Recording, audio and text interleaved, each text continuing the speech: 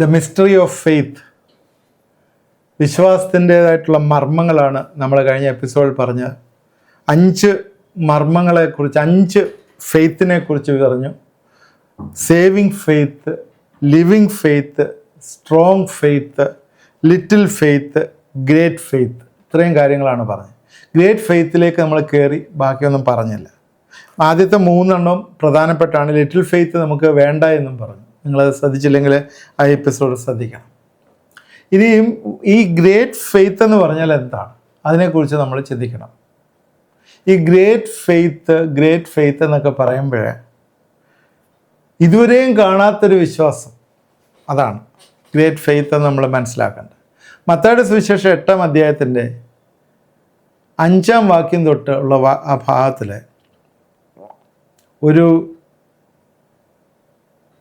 ഒരു എക്സാമ്പിൾ, ഒരു ഇൻസിഡൻറ്റ് മത്തായി രേഖപ്പെടുത്തിയിട്ടുണ്ട്. അവൻ കപ്പർന്നഹൂമിൽ എത്തിയപ്പോൾ ഒരു ശതാധിപൻ വന്ന് അവനോട്, കർത്താവേ, എൻ്റെ ബാല്യക്കാരൻ പക്ഷവാതം പിടിച്ച് കഠിനമായി വേദനപ്പെട്ട് വീട്ടിൽ കിടക്കുന്നു എന്ന് അപേക്ഷിച്ചു പറഞ്ഞു. അവനോട് ഞാൻ വന്ന് അവനെ സൗഖ്യമാക്കും എന്ന് പറഞ്ഞു. അതിന് ശതാധിപൻ, കർത്താവേ, നീ പുരയ്ക്കകത്ത് വരുവാൻ ഞാൻ യോഗ്യനല്ല, ഒരു വാക്ക് കൽപ്പിച്ചാൽ മതി, എൻ്റെ ബാല്യക്കാരന് സൗഖ്യം വരും എന്ന് പറഞ്ഞിട്ട് ആ ഒരു ഇങ്ങനൊരു കണ്ടിന്യൂസ് ആയിട്ട് ആ മനുഷ്യനിങ്ങനെ സംസാരിക്കുന്നു. യേശു അത് ചെന്നു ഇസ്രായേൽ കൂടി 10-ാം വാക്യത്തിലേക്ക് വരുമ്പോഴേ, ഇസ്രായേൽ കൂടി ഇത്ര വലിയ വിശ്വാസം കണ്ടിട്ടില്ല എന്ന് ഞാൻ സത്യമായിട്ട് പറയാം. അവിടെ ഗ്രേറ്റ് ഫെയ്ത്ത്, ഇസ്രായേൽ കൂടി ഇത്ര വലിയ വിശ്വാസം കണ്ടിട്ടില്ല. ഗ്രേറ്റ് ഫെയ്ത്ത് എന്ന് പറഞ്ഞുള്ള വാക്കാണ് 10-ാം വാക്യത്തിൽ ഉപയോഗിച്ചിരിക്കുന്നത്. 10 വരെയുള്ള വാക്യങ്ങളിലെ ഈ ഹിസ്റ്ററി, ഈ ഇൻസിഡൻറ്റ് വിവരിക്കുന്നതായിട്ട് കാണും. ഇവിടെ കാണേണ്ടത്, ശതാധിപൻ തൻ്റെയോ തൻ്റെ ഭവനത്തിലുള്ള ആളുകളെയോ സൗഖ്യമല്ല ചോദിച്ചത്, പിന്നെയോ തൻ്റെ ദാസൻ്റെ സൗഖ്യം, അല്ലേ? ദാസൻ്റെ സൗഖ്യമാണ് ചോദിക്കുന്നത്. തൻ്റെ വീട്ടിലുള്ളവരുടെ ആരുടെ സൗഖ്യമൊന്നുമല്ല ചോദിച്ചത്, തൻ്റെ ദാസൻ്റെ സൗഖ്യം ചോദിച്ചത്. അതിനുവേണ്ടി അവൻ എന്തൊക്കെ ചെയ്യണമെന്നു, കർത്താവ് പുരയ്ക്കുവാൻ യോഗ്യനല്ല, വാക്ക് കൽപ്പിച്ചാൽ മതി, അധികാരത്തെക്കുറിച്ച് പറയുന്നു, മനുഷ്യൻ്റെ കീഴിലുള്ള അധികാരത്തെക്കുറിച്ച്, സെഞ്ചൂറിയൻ, ഇതെല്ലാം പറയുന്നതായിട്ട് നമ്മളെ കാണുന്നു. അപ്പോഴേ ഇത്രയും വലിയൊരു വിശ്വാസം ഉണ്ടോ എന്ന് ചോദിക്കുകയാണ്. മത്തായി 15-ന്റെ 21-28 വരെയുള്ള വാക്യങ്ങളിലായി ഇതുപോലെ തന്നെ ഒരു കനാന്യ സ്ത്രീയുടെ ഒരു ഇൻസിഡൻറ്റ് എഴുതിയിട്ടുണ്ട്. അവിടെ കനാന്യ സ്ത്രീ ചോദിക്കുന്നത്, അവൻ്റെ മകൾക്ക് ഭൂതോദ്രവം കഠിനമായിരിക്കുന്നു, അതുകൊണ്ട് ഭൂതോദ്രവം കഠിനമായിരിക്കുന്നതുകൊണ്ട് അവളെ വിടുവിക്കണം, അല്ലെങ്കിൽ അവളെ അതിൽ നിന്ന് അവൾക്ക് ഒരു ഹീലിംഗ് കിട്ടണം എന്ന് പറഞ്ഞിട്ട് പറയുന്ന കാര്യം. അപ്പോൾ യേശു എന്തോ പറഞ്ഞത്, ഇസ്രായേൽ ഗൃഹത്തിലെ കാണാതെ പോയ ആടുകൾക്ക് അടുക്കലല്ലാതെ എന്നെ അയച്ചിട്ടില്ല എന്ന് പറഞ്ഞു. അതിനെ വീണ്ടും അവൾ പറയുകയാണ്, ഈ കർത്താവെ എന്നെ സഹായിക്കണമേ എന്ന് പറഞ്ഞ് അവനെ നമസ്കരിച്ചു. അന്നേരം ഈ ശിഷ്യന്മാരെ അവർ പറയുകയാണ്, അവളെ ഓടിച്ചു വിടാനും ഒക്കെ പറഞ്ഞപ്പോഴും അവൾ പറയുകയാണ്, കർത്താവെ, നായ്ക്കുട്ടി പോലും ഉടയവരുടെ മേശയിൽ നിന്ന് വീഴുന്ന നെറുക്ക് തിന്നുന്നുണ്ടല്ലോ. യേശു അവളോട്, സ്ത്രീയെ, നിന്റെ വിശ്വാസം വലുത്, സ്ത്രീയെ, നിന്റെ വിശ്വാസം വലുത്, ഗ്രേറ്റ് ഈസ് ദൈ ഫെയ്ത്ത്, ഗ്രേറ്റ് ഫെയ്ത്ത്, നിന്റെ ഇഷ്ടം പോലെ ഭവിക്കട്ടെ എന്ന് പറഞ്ഞു. അതിന് അങ്ങനൊരു വിശ്വാസം ഇസ്രായേൽ മക്കൾക്ക് പോലും ഉണ്ടായിരുന്നില്ല. അവിടെ നോക്കിയാൽ അറിയാം, അവളെ ഇൻഡയറക്റ്റായിട്ട് നായെന്ന് വിളിക്കുന്ന ഒരു ഭാഗം. അവസാനം യേശു പറയുകയാണ്, O woman, great is your faith, നിന്റെ വിശ്വാസം എത്ര വലുതാണ്. ഈ ഗ്രേറ്റ് ഫെയ്ത്തിലെല്ലാം തന്നെ ഒരു വ്യക്തിയുടെ വിടുതലല്ല കാണുന്നത്, അവരുമായിട്ട് ബന്ധപ്പെട്ടവരുടെ വിടുതലാണ്. നിങ്ങളുടെ ജോലി, പണം, വീട്, നമ്മളെ സമൃദ്ധി, എല്ലാറ്റിലും ചെറിയൊരു ഫെയ്ത്ത് മതി. എന്നാൽ ഗ്രേറ്റ് ഫെയ്ത്ത് എന്ന് പറയുന്നത് നിങ്ങളെ ഉദ്ദേശിച്ചല്ല, മറ്റുള്ളവരിലേക്ക് നിങ്ങൾ കൂടി ഒഴുകേണ്ട വിശ്വാസത്തെ ഉദ്ദേശിച്ചാണ്. ദൈവത്തിന് ഒരിക്കലും ഒഴിവാക്കാൻ പറ്റാത്തതാണ് വലിയ വിശ്വാസം. കാരണം ഇത് മറ്റുള്ളവർക്ക് വേണ്ടിയുള്ളതാണ്.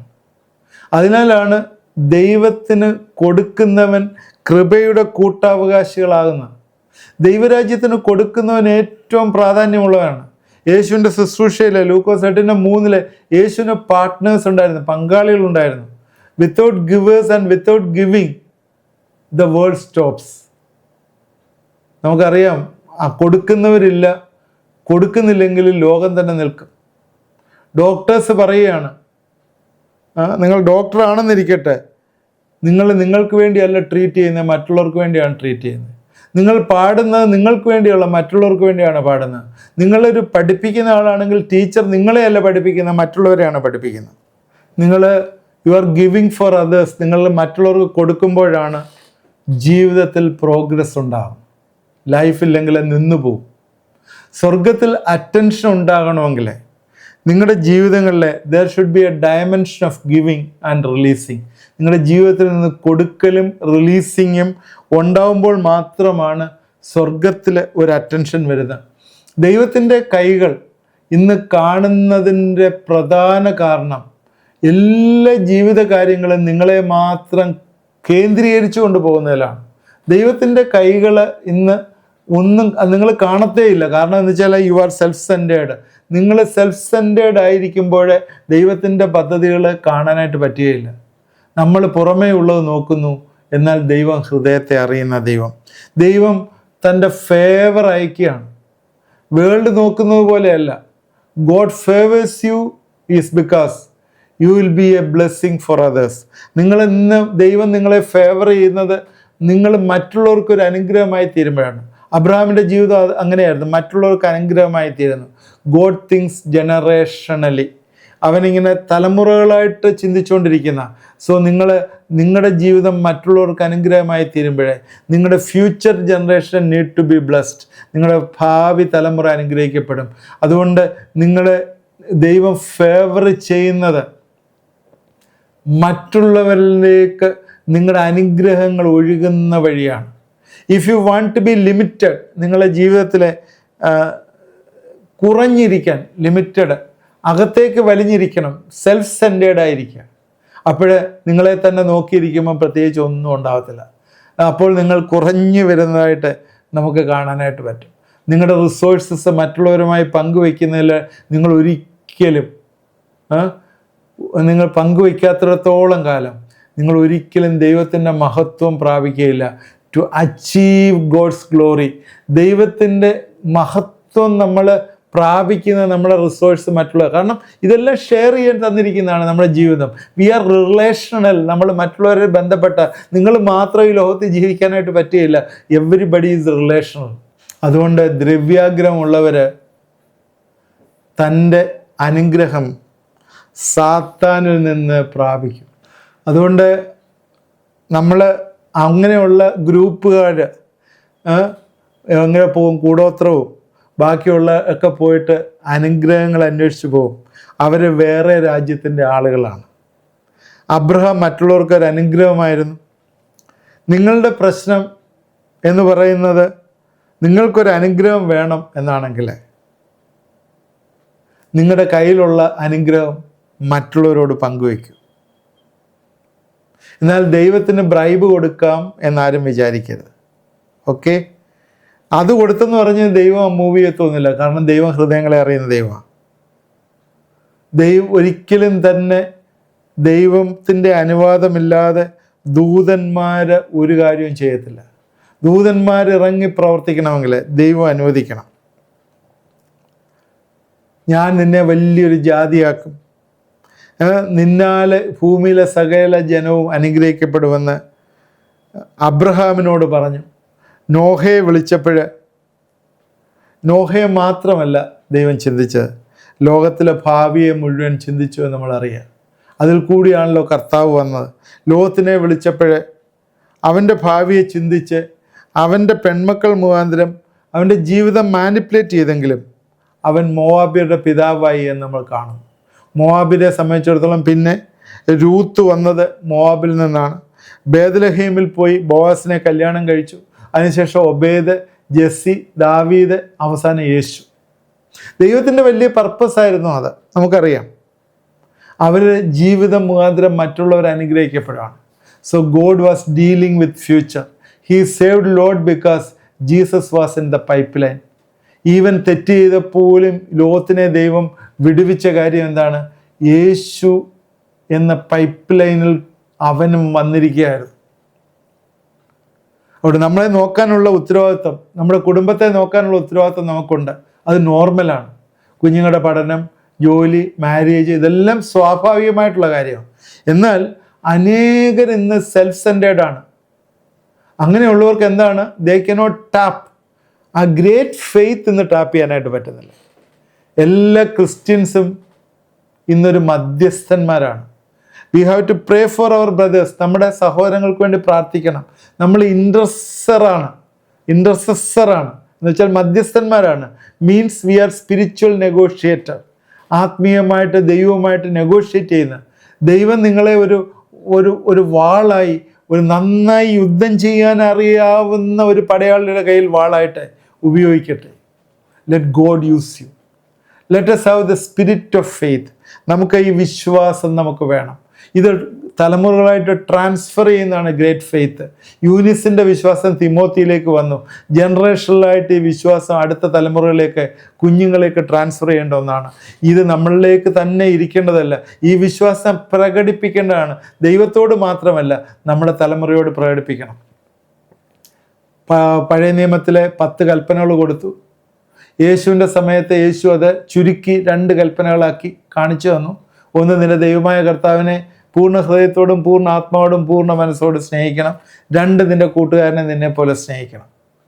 എന്നാൽ പൗലോസിൻ്റെ ടീച്ചിങ്ങിലേക്ക് വന്നു കഴിഞ്ഞപ്പോഴേ ദൈവത്തെ സ്നേഹിക്കണം എന്ന് പറയുന്നില്ല, എന്നാൽ നിന്റെ കൂട്ടുകാരനെ സ്നേഹിക്കുന്നതിൽ സകലതും അടങ്ങിയിരിക്കുന്നു എന്ന് പറയും.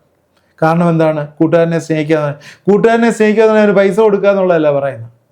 നമ്മളെപ്പോഴും ചിന്തിക്കുന്നത് ഒരാളെ സ്നേഹിക്കുക എന്ന് പറഞ്ഞാൽ അവന് വേണ്ടൊക്കെ എത്തി, അത് വേണം, അത് വേണ്ടെന്നല്ല പറയുന്നത്. കൂട്ടുകാരനെ സ്നേഹിക്കുക എന്ന് പറഞ്ഞാൽ അവൻ്റെ ആത്മാവ് നരകത്തിലേക്ക് പോകാതിരിക്കുവാൻ അവനെ കൈപിടിച്ച് രക്ഷയിലേക്ക് നടത്തുന്ന വലിയ കാര്യം. രക്ഷയിലേക്ക് നടത്തണമെങ്കിൽ നീ രക്ഷിക്കപ്പെടണം, അല്ലെങ്കിൽ അവനെ രക്ഷയിലേക്ക് നടത്താൻ പറ്റത്തില്ല. അതാണ് ദൈവം നിന്നെക്കുറിച്ച് ഏറ്റവും കൂടുതലായിട്ട് ആഗ്രഹിക്കുന്നത്. ആ ഒരു ഫെയ്ത്താണ് നിന്നിലേക്ക് വരേണ്ടത്.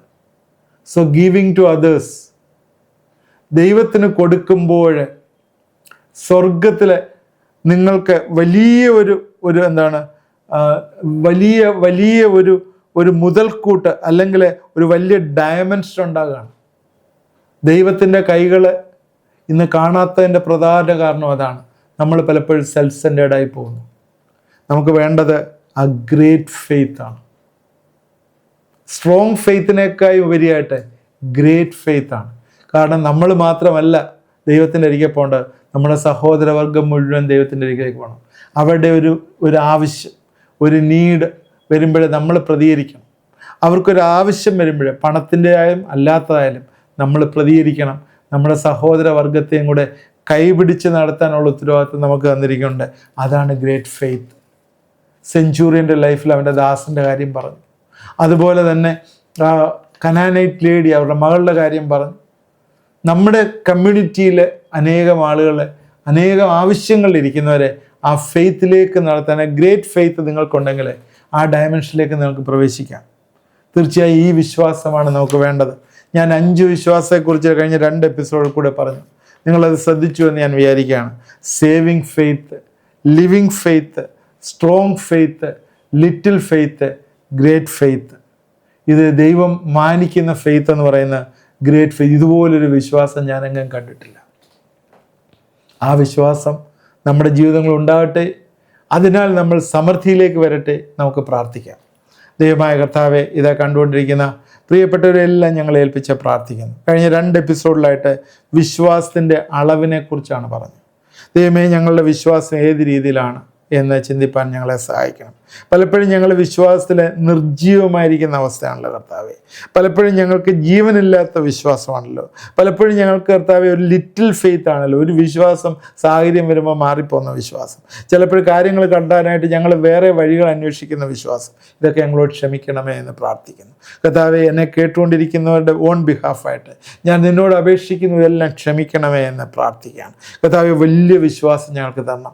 ഞങ്ങൾ മാത്രമല്ല, ഞങ്ങളുടെ സഹോദരവർഗ്ഗങ്ങളും കർത്താവിനെ അറിഞ്ഞ് അവൻ്റെ വഴിയിൽ ജീവിക്കുന്ന ആ വലിയ വിശ്വാസം, അതിനുവേണ്ടി ഏതറ്റം വരെ പോകാനും കർത്താവെ ഞങ്ങളെ നീ ഒരുക്കണമേ, സഹായിക്കണമെന്ന് പ്രാർത്ഥിക്കുന്നു. അവർക്ക് വേണ്ടി പ്രാർത്ഥിപ്പാനായിട്ട്, അവർക്ക് വേണ്ടി പക്ഷപാതം ചെയ്യുവാനായിട്ട്, അവരുടെ ആവശ്യങ്ങൾ പ്രതികരിക്കുവാനായിട്ട് നീ ഞങ്ങളെ ബലപ്പെടുത്തണമേ, സഹായിക്കണമേ.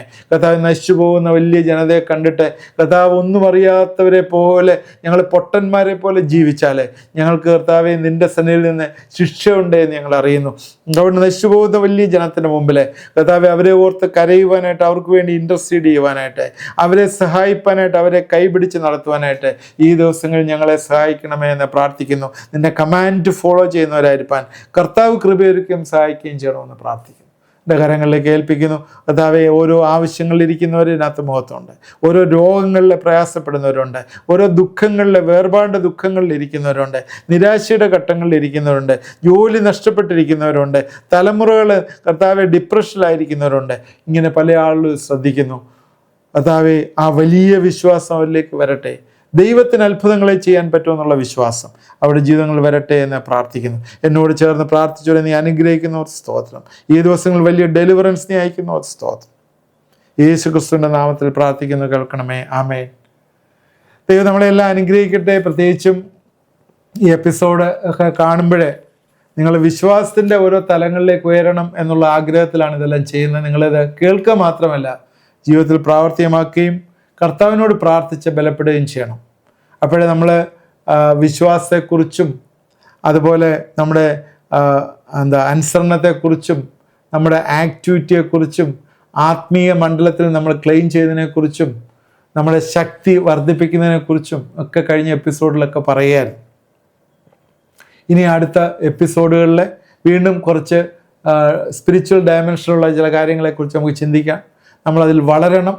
കർത്താവിൻ്റെ വലിയ മഹത്വത്തിലേക്ക് നമ്മൾ പ്രവേശിക്കണം. തീർച്ചയായും ഇന്നത്തെ ചിന്തകൾ നമുക്ക് പ്രയോജനമായി എന്ന് വിചാരിക്കുന്നത് മറ്റുള്ളവർക്ക് ഷെയർ ചെയ്ത് കൊടുക്കുക. ആദ്യമായിട്ട് കാണുന്നത് സബ്സ്ക്രൈബ് ചെയ്യുക. നിങ്ങളെ എന്നെ വിളിച്ചാൽ ആ ഫോൺ ഞാൻ തന്നെയാണ് അറ്റൻഡ് ചെയ്യുന്നത്. നിങ്ങൾക്ക് വേണ്ടി പ്രാർത്ഥിക്കുന്നതാണ്. എന്തെങ്കിലും പ്രയർ റിക്വസ്റ്റ് ഉണ്ടെങ്കിൽ നിങ്ങൾക്ക് അയച്ചു തന്നാൽ മതി, അല്ലെങ്കിൽ വോയിസ് മെസ്സേജ് ഇട്ടാൽ മതി. നിങ്ങളിത് സബ്സ്ക്രൈബ് ചെയ്യണം. നിങ്ങൾക്ക് അതുപോലെ എന്തെങ്കിലും പ്രയർ റിക്വസ്റ്റുകൾ ഉണ്ടെങ്കിൽ നിങ്ങൾ ഉപേക്ഷ വിചാരിക്കാതെ തരിക. ദൈവം ഈ സീസണിൽ ചിലപ്പോൾ നിങ്ങളെ വിടുവിക്കാനായിട്ട് ആ പ്രയർ റിക്വസ്റ്റ് ചിലപ്പോഴേ അതിന് ഉത്തരം തന്നെന്ന് വരും. ഞങ്ങൾ പ്രാർത്ഥിക്കുന്നതിനൊക്കെ ദൈവം ഉത്തരം തരുന്നുണ്ട്. ദൈവം നമ്മളെ അനുഗ്രഹിക്കട്ടെ. ഈ രാത്രിയിലും ദൈവത്തിൻ്റെ കൃപയിൽ സൂക്ഷിക്കട്ടെ. ആമേൻ.